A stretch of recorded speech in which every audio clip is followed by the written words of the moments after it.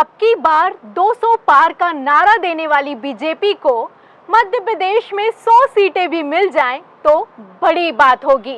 प्रधानमंत्री नरेंद्र मोदी ने बड़े ही टशन में संसदीय कार्य समिति की मीटिंग की और उम्मीदवारों की सूची को जारी कर दिया गया।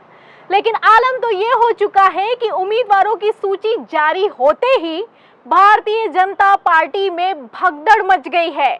हालत तो ये हो गई है कि अमित शाह की चाणक्य नीति भी कथित तौर पर फेल होती हुई नजर आ रही है और प्रधानमंत्री नरेंद्र मोदी के चेहरे पर घबराहट साफ दिखाई दे रही है।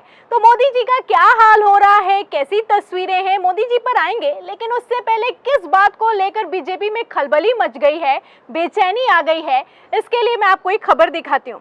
खबर आप देखिए नवभारत टाइम्स की।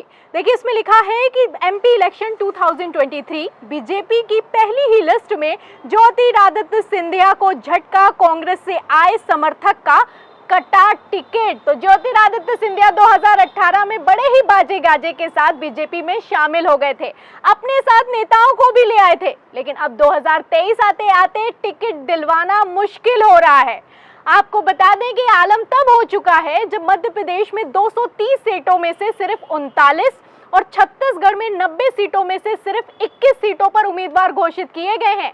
उसके बाद से बीजेपी के जो भी नेता हैं जिनको टिकट नहीं मिला है, उन्होंने भारतीय जनता पार्टी का साथ छोड़ना शुरू कर दिया है। भगदड़ मच गई है। कैसे भगदड़ मची है, आपको एक खबर दिखाती हूँ। खबर आप देखिए न्यूज़ 18 हिंदी की। देखिए इसमें लिखा है कि केंद्रीय मंत्री ज्योतिरादित्य सिंधिया को झटका, 850 गाड़ियां लेकर कांग्रेस में शामिल होने पहुंचे समर्थक नेता। तो ज्योतिरादित्य सिंधिया को कितना बड़ा झटका लगा है, 850 गाड़ियों का काफिला तैयार किया गया है। टशनबाजी कितनी चल रही है, इसके लिए आप तस्वीरें अपनी फुल स्क्रीन पर देखिए।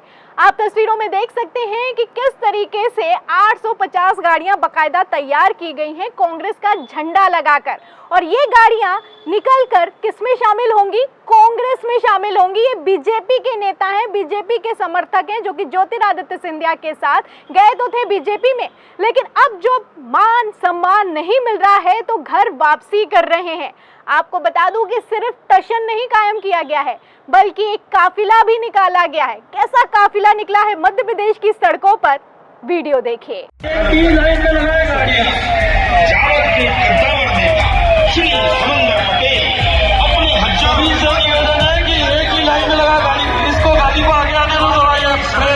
तो आप वीडियो में देख सकते हैं कि किस तरीके से देखा जाए तो भारतीय जनता पार्टी का कथित तौर पर जुलूस निकल रहा है।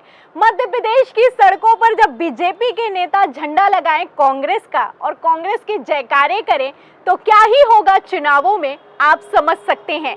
फिलहाल क्या कुछ हुआ है इसके लिए मैं आपको खबर और भी दिखा देती हूँ। खबर में आगे देखिए न्यूज़ 18 हिंदी की। इसमें लिखा हुआ है कि मध्य प्रदेश में विधानसभा चुनाव से पहले बीजेपी और केंद्रीय मंत्री ज्योतिरादित्य सिंधिया को बड़ा झटका लगा है। नीमच से बीजेपी प्रदेश कार्य समिति सदस्य और सिंधिया समर्थक समंदर पटेल ने सैकड़ों कार्यकर्ताओं के साथ कांग्रेस की सदस्यता ले ली है। सैकड़ों कार्यकर्ता पहुंचे हैं, क्योंकि जब विधायक जाता है या फिर कि नेता जाता है वो अकेला नहीं जाता है, उसके जो समर्थक होते हैं या फिर कि उससे जुड़ी हुई जो पब्लिक होती है वो भी एक पार्टी से दूसरी पार्टी में स्विच कर जाती है।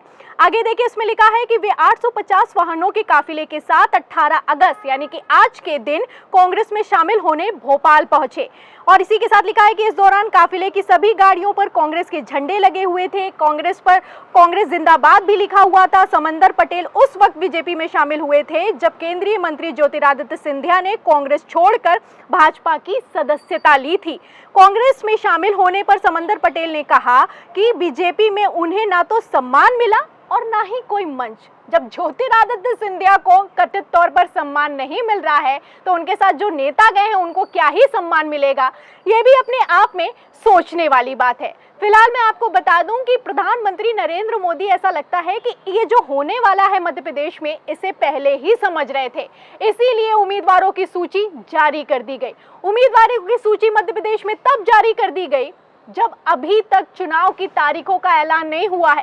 कर्नाटक में आपको याद होगा अभी लास्ट विधानसभा चुनाव हुए थे कि किस तरीके से बीजेपी ने अहम मूवमेंट यानी कि अंत तक अपनी जो उम्मीदवारों की लिस्ट थी जारी नहीं की थी। लेकिन इस बार बीजेपी ने नई रणनीति बनाई, नया मास्टर स्ट्रोक तैयार किया जिसमें बीजेपी के उम्मीदवारों की सूची को जारी कर दिया गया, वो भी इतना पहले। लेकिन जारी होते ही ये मास्टर स्ट्रोक हुआ या फिर कि सब कुछ फेल हो गया, ये आप तय कीजिए। मैं आपको प्रधानमंत्री नरेंद्र मोदी की घबराहट दिखा देती हूँ। आप तस्वीरें अपनी फुल स्क्रीन पर देखिए। आप तस्वीरों में देख सकते हैं कि प्रधानमंत्री नरेंद्र मोदी की जो घबराहट है वो छुपाने से भी छुप नहीं पा रही है। ये केंद्रीय चुनाव समिति की जब बैठक हुई है उसका नजारा है। मीटिंग हुई, उसके बाद उम्मीदवारों की लिस्ट जारी की गई है और मीटिंग में ही ऐसा लगता है कि मोदी जी को ये अंदेशा हो रहा था कि मध्य प्रदेश में भगदड़ मचने वाली है। फिलहाल मैं बता दूं आपको कि खबरें तो यहाँ तक निकल कर सामने आ रही है कि मोदी जी के चेहरे पर ये जो घबराहट दिखाई दे रही है ये इंटरनल सर्वे में जो नतीजे निकल कर सामने आए हैं उसकी घबराहट है। क्या कहना है आपको दिखाती हूँ। विंग कमांडर है रिटायर्ड अनुमा आचार्य, वो लिखती हैं कि बीजेपी के इनसाइडर के हवाले से अखबार कह रहे हैं कि बीजेपी ने मध्य प्रदेश में 102 सीटों को हारी हुई सीटों की श्रेणी में रख दिया है। तो टोटल सीटें में आप देख सकते हैं कि 102 सीटें बीजेपी हारती हुई दिखाई दे रही। 230 का मामला 102 हार गई।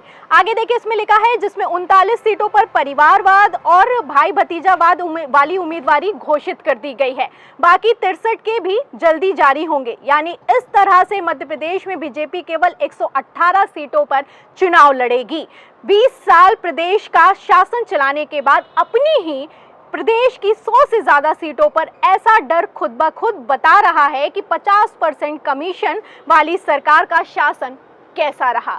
तो 50% कमीशन वाली सरकार, यही कहा था प्रियंका गांधी ने, उन पर 41 एफआईआर दर्ज हुई। लेकिन अब आप देखिए कि खुलेआम यही कहा जा रहा है। अब तो इंटरनल सर्वे भी बता रहे हैं कि ये लोग 102 सीटें हारने वाले हैं, इसीलिए अफरा तफरी में ये जो उम्मीदवार हैं उनकी घोषणा कर दी गई है। उम्मीदवारों की घोषणा की गई थी तो सोचा था कि भगदड़ नहीं होगी, लेकिन भगदड़ कितनी तगड़ी मची है। 850 गाड़ियों का काफिला निकल रहा है। अब आप देख सकते हैं कि भारतीय जनता पार्टी ने किस तरीके से कथित तौर पर 2018 में जो खेला करके सरकार बनाई थी वो सरकार को दोबारा से बना पाना बस की बात नहीं दिखाई दे रही है। अभी तो बस शुरुआत है। जब सारी सीटों पर उम्मीदवार घोषित हो जाएंगे तब बीजेपी का क्या होगा, ये भी अपने आप में सोचने वाली बात है। राजस्थान में वसुंधरा राजे को साइडलाइन किया गया और अब आप देखिए कि मध्य प्रदेश में ज्योतिरादित्य सिंधिया अपने आप ही साइडलाइन हो गए जब सूची जारी की गई, जब उनके समर्थकों को टिकट नहीं दिया गया। तो फिलहाल इन चुनावों में आपको क्या लगता है, इसी साल जो मध्य प्रदेश और राजस्थान में चुनाव होने वाले हैं इसमें आपको क्या लगता है कि भारतीय जनता पार्टी का क्या हाल होगा, कितनी सीटें लाएंगी? जो भी आपका जवाब है हमें कमेंट बॉक्स में जरूर लिखें। वीडियो को ज्यादा से ज्यादा शेयर करें, सब्सक्राइब पर दबाएं, बेल आइकन दबाएं ताकि हर खबर की नोटिफिकेशन आप तक पहुंचती रहे। मैं प्रियंका, आप देख रहे थे 4 PM। फिर मिलते हैं अगली खबर के साथ, तब तक के लिए धन्यवाद।